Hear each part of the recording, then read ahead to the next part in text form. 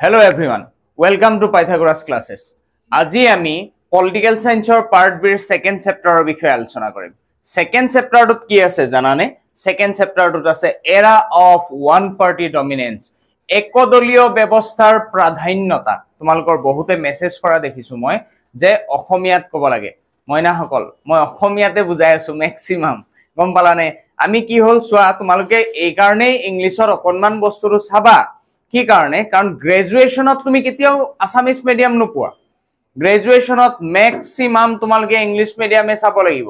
গতিকে আসামিজ মিডিয়ামৰ ছাত্ৰ ছাত্ৰীসকলক মই এই ভিডিঅ'ৰ থ্ৰুদি জনাইছো যে তোমালোকে আমাৰ নোটখিনিতো আসামিজত ধুনীয়াকৈ পাই গৈছা, টাৰ্মখিনি পাৰিলে ইংলিশত বুজিবলৈ চেষ্টা কৰা।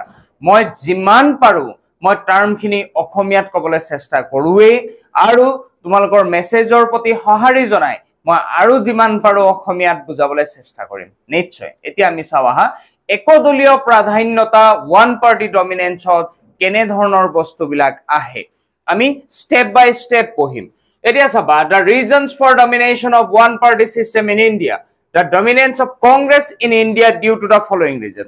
এতিয়া চোৱা, ইয়াত তোমালোকৰ মনত কেতিয়াবা মনোভাৱ এনে ধৰণৰ আহিব পাৰে যে reason for dominance of one party system বুলি কৈছে, আকৌ তলতনো সাৰে কি কাৰণে ডমিনেন্স অফ কংগ্ৰেছ বুলি কৈছে।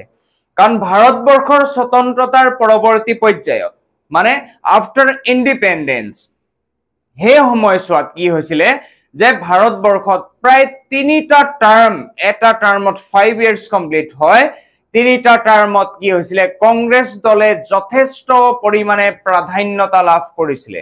সেই কাৰণে সেই সময়ছোৱাক কংগ্ৰেছ সিস্টেম, অসমীয়াত কংগ্ৰেছ ব্যৱস্থা বুলি অভিহিত কৰা হয়।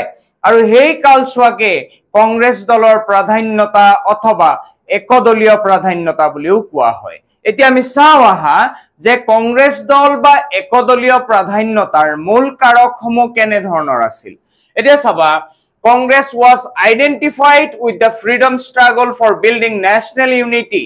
তুমি চাবা যে ইয়াত কৈছে কংগ্ৰেছ দলটোক আমি আইডেন্টিফাই, আমি চিনাক্তকৰণ কৰিছিলো কি হিচাপে, যে আমাৰ ফ্ৰীডম ষ্ট্ৰাগল কৰা এটা ৰাজনৈতিক দল হিচাপে। এক্স্যাক্টলি আমি যদি চাও তেতিয়াহলে 1940 পৰা আমি পৰৱৰ্তী পৰ্যায় যদি চাও, আমি মহাত্মা গান্ধীৰ পৰা ষ্টাৰ্ট কৰি পিছৰ পৰ্যায় যদি চাও টিল 1947 একমাত্ৰ এটা দল আছিল কংগ্ৰেছ দল, যি দলে ভাৰতবৰ্ষক স্বতন্ত্ৰতা প্ৰদান কৰিবৰ কাৰণে উপৰ্যুপৰি চেষ্টা কৰিছিল, বিভিন্ন ধৰণেৰে চেষ্টা চলাইছিল। আৰু সেই কাৰণে কংগ্ৰেছ দলৰ প্ৰতি মানুহৰ কি আছিল, সহানুভূতি আছিল, তেওঁলোকৰ আইডিঅলজিক্যাল এটাচমেন্ট আছিল। তাৰপিছত চাবা, Congress was associated with Mahatma গান্ধী's name. চোৱা, মহাত্মা গান্ধী ভাৰতবৰ্ষৰ জাতিৰ পিতা, হয়নে? এতিয়া চাবা, এই জাতিৰ পিতা হিচাপে কোনে নামাকৰণ কৰিছিল তেওঁক, জানানে নাজানা বস্তুটো? জাতিৰ পিতা হিচাপে তেওঁক নামাকৰণ কৰিছিল নেতাজী সুভাষ চন্দ্ৰ বোস। সুভাষ চন্দ্ৰ বোসে কি কৈছিল, ভাৰতবৰ্ষক জাতিৰ পিতা হিচাপে অভিহিত কৰিছিল। সুভাষ চন্দ্ৰ বোসৰ যেনেকে জাতিৰ পিতা হিচাপে অভিহিত কৰিছিল, তেনেকে সেই সময়ছোৱাত যিমান জনসাধাৰণ আছিল ভাৰতবৰ্ষৰ, তেওঁলোকৰ কি আছিল, বেলেগ ধৰণৰ এটা সহানুভূতি, আইডিঅলজিক্যাল এটা তেওঁলোকৰ এটাচমেন্ট, তেওঁলোকৰ ইমোশনাল এটাচমেন্ট তেওঁলোকৰ কি আছিল, মহাত্মা গান্ধীৰ প্ৰতি আছিল। কাৰণ মহাত্মা গান্ধী ভাৰতবৰ্ষক স্বতন্ত্ৰতা প্ৰদান কৰিবৰ কাৰণে তেওঁ বিভিন্ন ধৰণেৰে চেষ্টা চলাইছিল, আৰু গোটেই গুৰিটো স্বতন্ত্ৰতা প্ৰদানৰ সৃষ্টিকৰ্তা আমি তেওঁৰ নামে উল্লেখ কৰিব পাৰো। তেওঁৰ লগত মতিলাল নেহৰু আছিল, চৰ্দাৰ পেটেল আছিল, পণ্ডিত নেহৰু আছিল, আৰু বিভিন্ন ব্যক্তি আছিল তেওঁলোকৰ, কিন্তু একদম গুৰু ব্যক্তি হিচাপে, মূল ব্যক্তি হিচাপে মহাত্মা গান্ধীয়ে কাৰ্য সম্পাদন কৰিছিল। গতিকে মহাত্মা গান্ধীৰ দল বুলি মানুহৰ এটা ইমোশনাল এটাচমেন্ট ক্ৰিয়েট হৈছিল। তাৰপিছত চাবা, it had a broad based manifesto to include the various section of society. ভাৰতবৰ্ষৰ বিভিন্ন জাতি জনজাতিৰ ব্যক্তিৰ এটা বসবাস কৰা স্থল। আমাৰ ইয়াত ৰিলিজিয়াছ কি আছে, ৰিলিজিয়াছ তোমাৰ ফ্ৰীডম আছে। এজন ব্যক্তিয়ে ইচ্ছাকৃতভাৱে যিকোনো ধৰ্ম গ্ৰহণ কৰিব পাৰে, যিকোনো ধৰ্ম পৰিত্যাগ কৰিব পাৰে, অৰ্থাৎ কি আছে, ৰিলিজিয়াছ ফ্ৰীডম।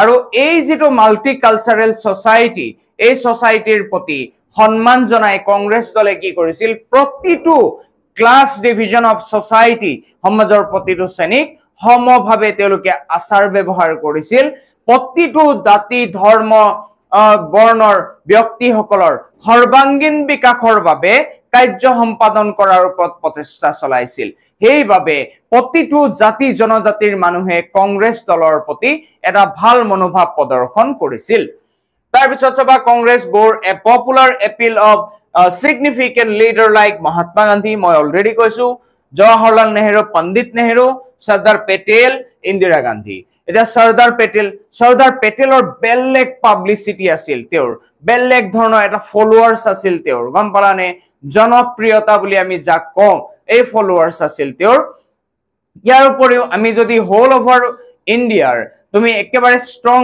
আৰু ক্ৰুচিয়েল লেডি পলিটিচিয়ান বুলি কোৱা তেতিয়া হলে আমি কাক কব পাৰো ইন্দিৰা গান্ধীক কব পাৰো গতিকে এনে ধৰণৰ ব্যক্তিয়ে কংগ্ৰেছ দলত সোমাই আছিল সেই কাৰণে কংগ্ৰেছ দলৰ প্ৰতি মানুহৰ এটা ভাল মনোভাৱ বৰ্তি আছিল তাৰ পিছত সবা Congress focus on building of the party roll of party so Congress দলৰ আকৌ আজিৰ ডেটত কংগ্ৰেছ দলৰ ভ্যালু আছে নে নাই মই ক'ব নিবিচাৰো এইটো বিষয়ে কিন্তু কংগ্ৰেছ দলৰ কি আছিল জানানে কংগ্ৰেছ দলে সদায় পাৰ্টি পলিটিক্সৰ ওপৰত বেছি গুৰুত্ব প্ৰদান কৰিছিল তেওঁলোকে কেতিয়াও ব্যক্তিগত দৃষ্টিভংগীৰে ৰাজনৈতিক দৰ্শনক আলোচনা কৰা নাছিল তেওঁলোকে কি কৰিছিল ৰুল অফ পাৰ্টি তেওঁলোকে দলটোৰ শাসন কাৰ্যৰ যেটো নীতি আদৰ্শ তাৰ ওপৰত গুৰুত্ব প্ৰদান কৰিছিল সেইভাবে বেসিক্যালি অৰ্ধ শতাধিক জনসাধাৰণে কংগ্ৰেছ দলৰ যিবিলাক নীতি আৰু আদৰ্শ আদৰি লৈছিল আমি পৰৱৰ্তী পৰ্যায়ত চাওঁ